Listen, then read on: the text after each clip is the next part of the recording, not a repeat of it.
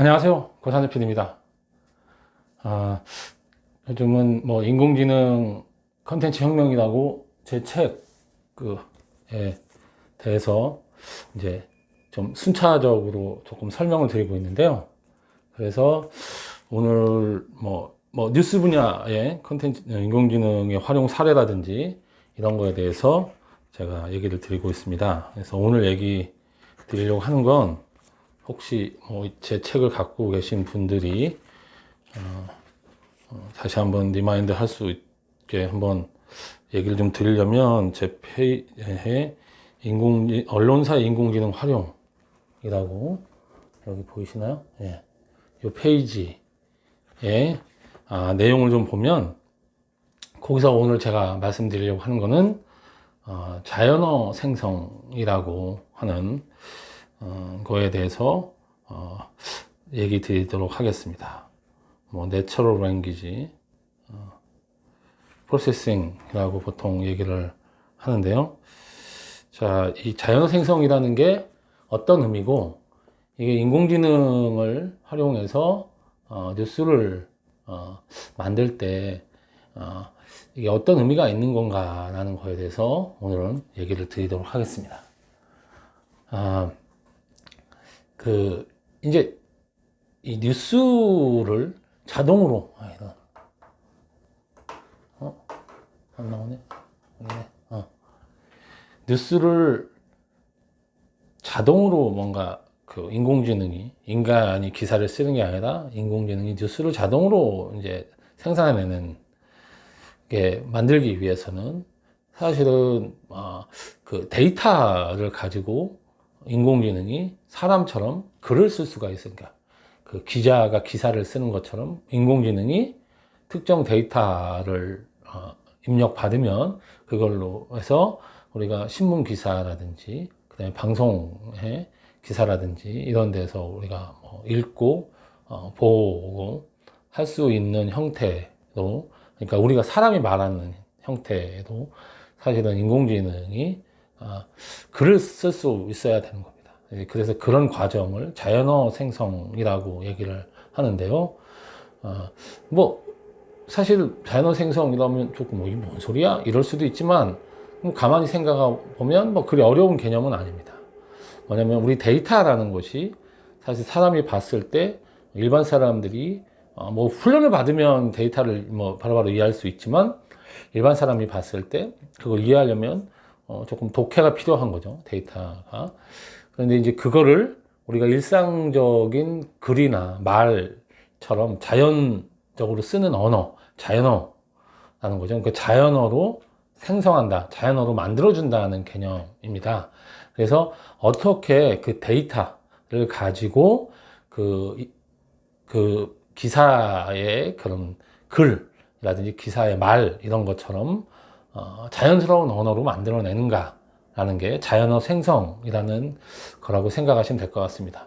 실제로 이제 뉴스에 인공지능을 적용해서 뉴스를 만들어내는데 굉장히 중요하다고 하겠죠, 이게.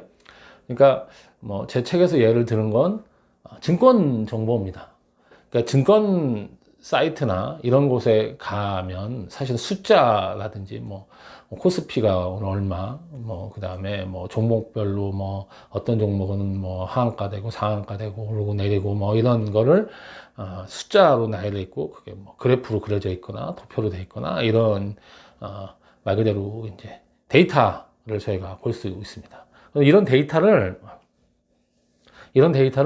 어떻게 일반 사람이 이해하는 기사로 만들어내느냐 하는 과정을 만들어내는, 그 과정을 만들어내는 거죠, 실제적으로.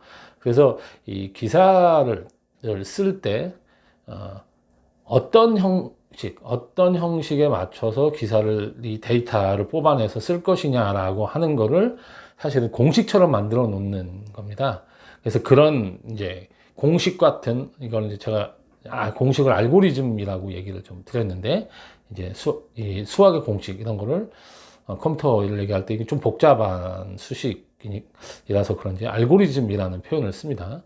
알고리즘을 만들어내는 거죠. 자, 어떤 식으로 데이터에서 필요한 그런 것들을 특정 그런 단어를 뽑아내고 이래서 기사를 제대로 만들어내느냐라는 거가 바로 자연어 생성이라는 겁니다. 근데 이제 자연어 생성이라는 개념이 실제적으로 일반 기자들은 사실 이해하기가 쉬운 개념은 아니겠죠. 뭐 공부를 하면 이해할 수 있겠지만, 그래서 그 인공지능 스타트업 중에 뉴스 분야의 스타트업이 해외에는 꽤 많이 있습니다. 뭐 국내에도 이런 걸 시도하는 데가 있는 걸로 좀 알고 있는데요. 뭐 그렇게 활발하지는 않습니다. 다음 시간에는 제가 이제 국내 사례에 대해서 얘기를 드리는 걸로 하고, 오늘은 이제 전반적인 얘기를 좀 드리자면, 이 뉴스 분야의 스타트업, 그러니까 인공지능을 활용한 뉴스 분야의 스타트업을 하기 위해서는 자연어 생성이라는 개념을 좀 이해를 해야 되고, 그 자연어 생성이라는 그걸 기술을 좀 이해해서 뉴스를 이제 만들어낼 수 있게끔 시스템을 만들어야 되는 거죠. 그런데 사실은 그렇게 개발자의 영역이라고 할 수 있습니다, 이거는. 근데 개발자가 그런 시스템을 만들어내는 것도 뭐 굉장히 중요하지만, 뉴스 사업의 본류를 이해를 못하면 사실은 이게 의미 없는 일이기도 합니다. 그래서 실제로 뭐 해외에서 일정 정도 성공적인 모습을 보이고 있는 뉴스 분야의 인공지능 스타트업들은 대체적으로 기자들과, 그러니까 뭐 신문사나 방송사에서 기자 역할을 했던 사람들이 개발자, 그런 쪽에 관심 있는 개발자하고 손을 잡고 같이 이런 이 사업을 하는 경우가 대다수입니다. 그래서 이제 기자 혼자서 이 일을 하는 것도 사실은 쉽지 않고, 기자가 물론 이제 뭐 그런 IT나 이런 인공지능 기술에 관련돼서 굉장히 높은 지식을 갖고 있다고 하면 또 모르겠지만, 그건 쉽지 않은 일이니까 기자 혼자서 사실 하는 건 쉽지 않고요. 그렇다고 개발자가 이걸 혼자 할 수 있냐라면 그렇지는 않습니다. 개발자도 역시 뉴스 분야가 어떻게 움직이고, 어떻게 사람들이 뉴스를 소비하고, 뉴스 콘텐츠라는 거는 어떻게 만들어야 되냐라는 뉴스 쪽의 관습이라든지 이런 것도 일정 정도 이해를 좀 할 필요가 있거든요. 왜냐하면 사람들이 뭐 새로운 거를 만들어내거나 하는 것도 굉장히 중요한 일이지만, 사람들이 너무 갑작스럽게 새로운 거를 받아들이게 되면 이거를 쉽게 이제 소비하거나 이런 게 쉽지 않기 때문에, 어쨌든 뉴스 쪽에 이해가 있는 그런 기자라든지 뭐 그런 하게 뉴스 쪽에 이해가 있는 사람이 좀 필요합니다. 그래서 사실 이런 컨텐츠 분야의 인공지능 스타트업들은 이런 컨텐츠를 잘 아는, 저는 그걸 이제 인공지능 기획자라는 표현을 좀 쓰는데요. 그런 사람하고, 그러니까 인공지능 기획자와 인공지능 개발자가 함께 손을 잡고 협업을 해야만 사실은 성공적인 모습을 보일 수 있다라는 얘기를 좀 드렸습니다. 이 책에도 뭐 그런 얘기가 좀 있는데요. 그래서 제가 이제 이 책에서 예를 든 회사는 Automated Insight라는 회사입니다. 그래서 Automated Insight라는 회사의 그 홈페이지, 저도 이제 이 책을 쓰면서 홈페이지에 여러 번 그 회사 홈페이지에 좀 들어가봤는데, 홈페이지에 들어가 보면 어떻게 기사를 자기네가 뭐 쓰는지, 그다음에 그 기술을 어떤 기술을 가지고 있는지 이런 거를 뭐 일정 정도, 뭐 다는 공개할 수는 없겠죠. 일정 정도 좀 보여주고 있고, 들어가서 보시면 상당히 의미 있는 자료를 좀 얻을 수가 있습니다. 그래서 어떤 그 데이터에서 그 기사를 어떻게 이제 인공지능 스타트업들이 쓰고 있는가라는 걸 볼 수 있고요. 실제로 이걸 보면 앞으로 기사를 쓰는 것은 이제 점점 인공지능이 글 쓰는 솜씨가 점점 좋아지면 좋아질수록 이제 기자들의 손에서 인공지능, 로봇 기자라고 저희가 부르죠. 그래서 이제 로봇가 기사를 쓰는 거를 얘기해서 로봇 저널리즘이라는 표현을 쓰고 있습니다. 그래서 사실은 로봇 저널리즘에 대해서 상당히 뭐 기대와 함께 우려도 굉장히 많이 하고 있는 것 같아요. 그러니까 사람의 주관적인 걸 뭐 표현하거나 이런 게 글인데, 이거를 이제 인공지능이 획일적으로 되는 거 아니냐라고 얘기를 하는데, 사실은 그 인공지능에 대한 깊은 이해가 전 없어서라고 생각합니다.